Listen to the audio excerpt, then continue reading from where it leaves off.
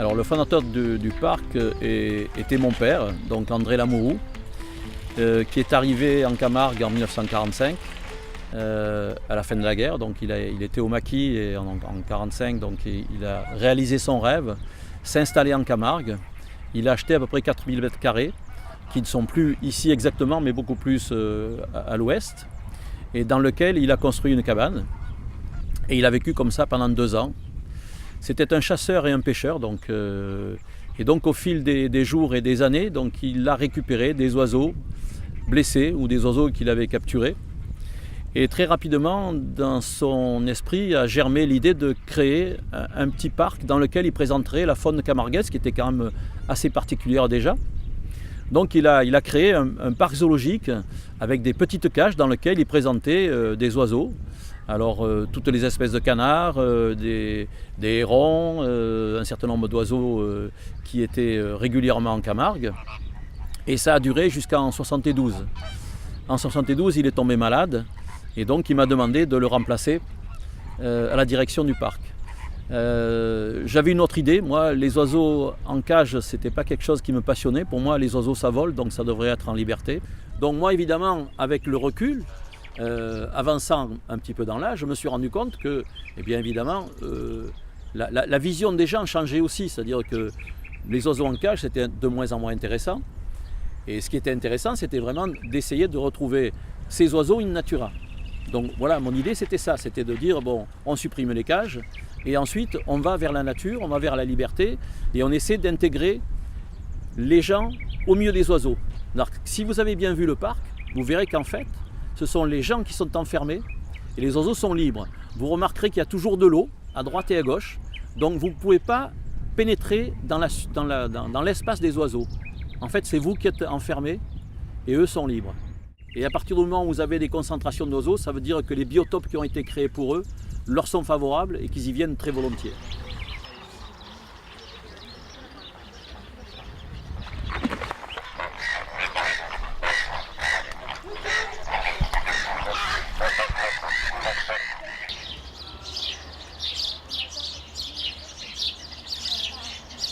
Tout ce qui est ici a été fait par la main de l'homme, que ce soit les chemins, les piquets qu'on a plantés, les îlots qui sont là, les observatoires qui sont là-bas. Donc tout a été créé par la main de l'homme, pensé d'abord et créé par la main de l'homme. Maintenant, il y a 40 ans de recul, ce qui fait que, bien évidemment, ça paraît tout à fait naturel alors que ce n'est pas naturel. Donc c'est un travail de longue haleine que j'ai commencé en août 1974 et qui perdure maintenant avec mes 3 fils, puisque mes 3 fils sont rentrés dans l'entreprise. Donc maintenant, toute la famille travaille sur le parc dans un même but, présenter un maximum d'oiseaux à tous les visiteurs que nous avons régulièrement dans le parc. Les enfants sont venus alors que jamais je les ai obligés à quoi que ce soit. Parce qu'arriver à entraîner ces 3 fils dans l'aventure, c'est pas commun déjà. Et puis surtout d'arriver à ce que tous les 4 nous trouvions notre place et que nous puissions travailler en coordination complète. Donc ça c'est vraiment pour moi un plaisir immense, c'est-à-dire que je sais que mon œuvre va continuer.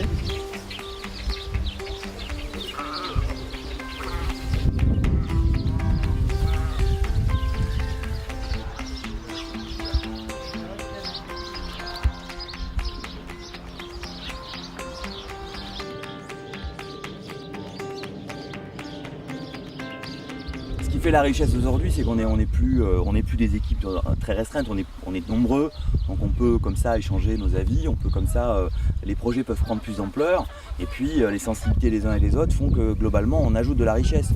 Donc je ne m'inscris pas dans un projet de relève aujourd'hui puisque on travaille toujours ensemble, donc ça c'est quand même assez plaisant. Donc globalement les projets ils naissent toujours dans la tête de l'un ou de l'autre, et puis ensuite ils vont s'affiner sur la base des échanges. Donc c'est un peu aussi ce qui fait la force de cette équipe-là, c'est qu'on est assez nombreux. Voilà. Tous les visiteurs qui vont venir ici vont pouvoir voir des oiseaux.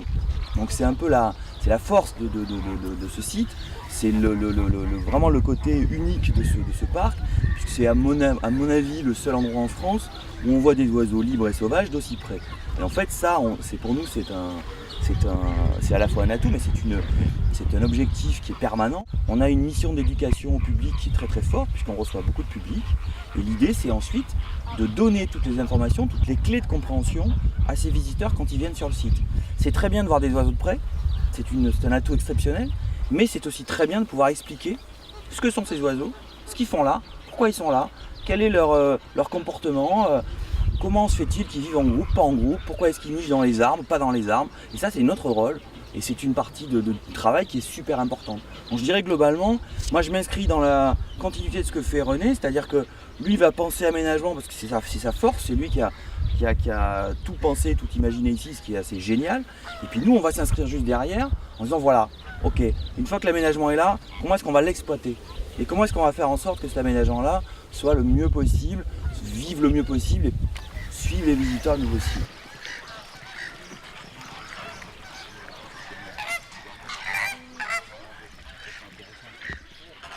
Donc là, sur le parc ornithologique de Pont-de-Gaure, en fait, il y a deux structures différentes et complémentaires. Il y a donc le parc ornithologique où vous avez essentiellement des oiseaux sauvages qui sont là momentanément, avec donc une partie de volières d'oiseaux qui sont en captivité, mais qui sont présentés au public et qui finiront leur jour dans ces volières-là. Et à côté de ça, vous avez donc l'association des Amis du parc ornithologique de Pont-de-Gaure qui gère le centre de sauvegarde de la faune sauvage, où vous avez des volières avec des oiseaux, mais qui ne sont pas en contact avec les visiteurs, qui sont hors des sentiers ouverts au public, puisque ces oiseaux sont destinés à être relâchés dans la nature, et donc il faut qu'il y ait le moins de contact possible avec l'homme. Les seuls contacts que ces oiseaux auront, c'est avec les vétérinaires pour les soins, et avec les soigneurs pour l'alimentation tous les jours. Le but de cette visite de 2 jours, c'est de mettre en place un partenariat entre le parc du Danube, enfin la réserve de biosphère du Danube et la réserve de biosphère de Camargue. Les lois de protection de la nature datent de la fin des années 70, et donc avant on faisait un peu ce qu'on voulait en Camargue. Oui, oui. Donc, par exemple, dans l'histoire ici, là on est sur un endroit où il y avait des tas d'animaux sauvages en captivité dans des petites cages. C'est vraiment un lieu réputé pour faire de belles photos. Une orientation nord pour le Mistral, pour venir au campement. Mais c'est marrant, Ça peut être une marmotte aussi. on a tout, loutre, marmotte, castor. Sur le parc ornithologique de Pont-de-Gaure, effectivement, la majorité du public, c'est du tout public, on va dire, des visiteurs, des familles, des individuels. On a aussi beaucoup de photographes. On a également donc, des ornithologues qui viennent ici pour voir les oiseaux. Mais on a également des gens un peu spécialisés, des gestionnaires d'espaces naturels d'autres pays, qui viennent en fait profiter de l'expérience que l'on a ici, puisque le parc a été créé en 1949 et depuis, il y a quand même une expérience unique qui a été développée sur ce terrain. Et donc, ces gens viennent profiter de notre expérience pour éventuellement la transposer chez eux.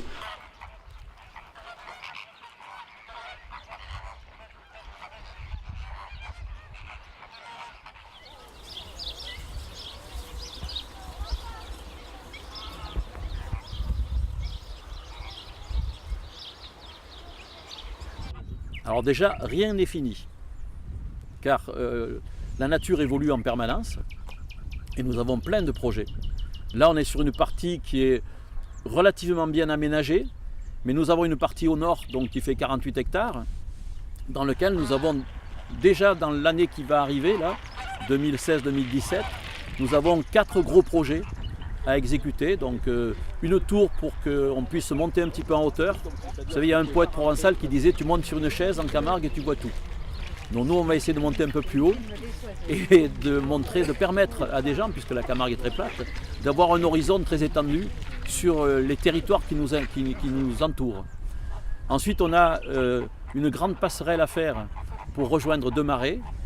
Et puis un dernier observatoire. Donc vous voyez, du travail, il y en a, et je suis persuadé que lorsque je ne serai plus ici, mes fils trouveront encore des travaux à exécuter sur le parc pour avoir encore des espèces.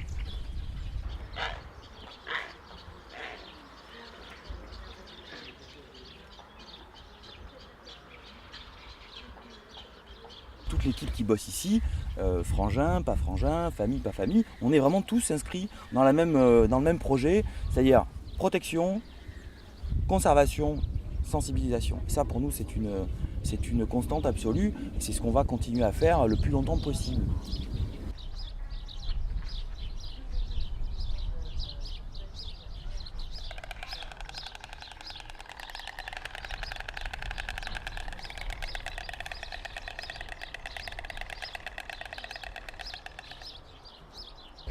Il est bien certain que quand je passe à mon père, s'il est là-haut, eh bien évidemment je suis très heureux de voir que ses petits-fils seront dans l'entreprise.